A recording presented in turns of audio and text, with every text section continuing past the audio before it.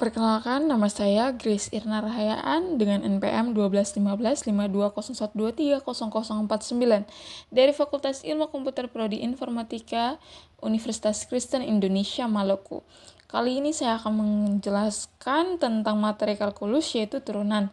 Yang pertama, definisi turunan. Secara sederhana, turunan menunjukkan seberapa cepat atau lambat nilai suatu fungsi berubah ketika nilai variabel inputnya berubah. Jika f adalah sebuah fungsi, maka turunan dari f terhadap x ditulis sebagai f aksen x atau df per dx didefinisikan sebagai berikut. Ini bentuk rumus turunannya. Definisi ini dikenal sebagai definisi limit turun. Selanjutnya ada 7 aturan dasar turunan. Yang pertama, turunan konstanta. Jika fx sama dengan c, di mana c adalah konstanta atau bilangan tanpa variabel, maka f aksen atau turunannya ialah 0. Selanjutnya, turunan identitas. Jika fx sama dengan x, maka f aksen sama dengan 1. Yang ketiga, turunan pangkat. Jika fx sama dengan x pangkat n, di mana n adalah sebagai bilangan real, maka pangkatnya akan dikurangi 1. Contohnya seperti bawah, x pangkat 3 jika diturunkan menjadi x, jika diturunkan menjadi fx 3x pangkat 2. Yang keempat, aturan perkalian atau konstanta. Fx c kali gx, maka f aksen sama dengan c kali gx. Aturan perkalian atau dengan konstanta, jika fx sama dengan c kali gx, maka turunan f aksen x sama dengan c kali g aksen x.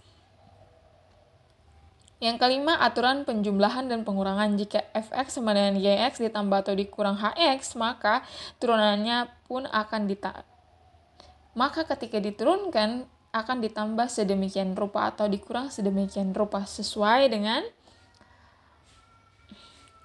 Yang keenam, aturan perkalian. Jika fx sama dengan gx kali hx, maka turunannya gx kali hx tambah gx kali hx. Jadi turunan gx akan dikalikan dengan h-nya dulu.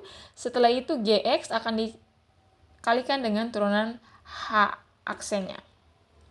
Yang ketujuh adalah aturan pembagian. Jika fx sama dengan gx per hx, maka f aksen x sama dengan gx kali hx kurang gx kali turunan hx per hx pangkat kuadrat.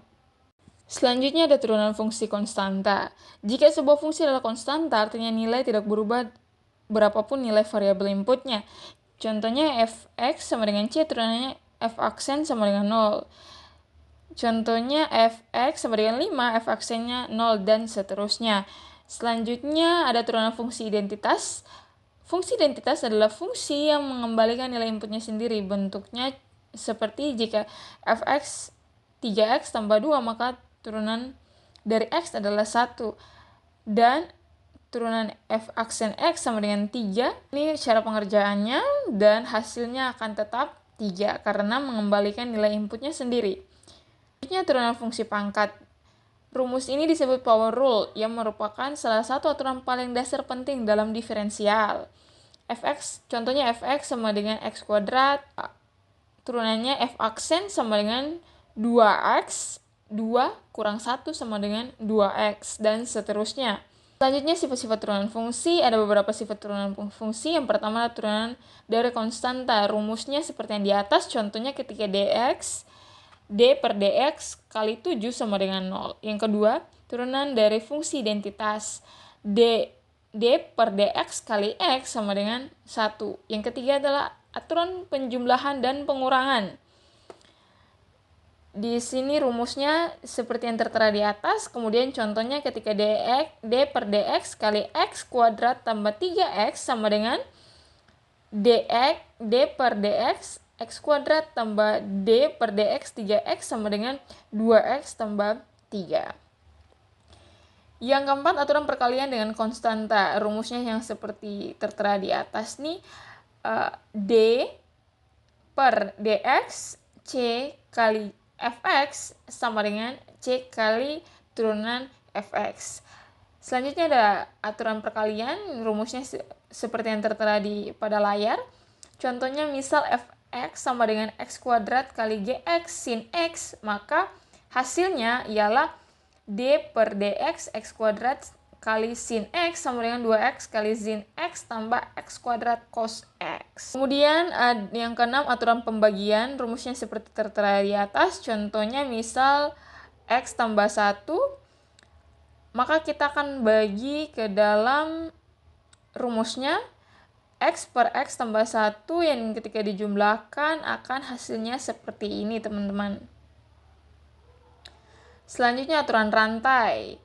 Rumus seperti yang tertera pada layar, misalnya fx sama dengan 3x tambah 2 pangkat 4 gunakan fx u pangkat 4 dengan u sama dengan 3x tambah 3.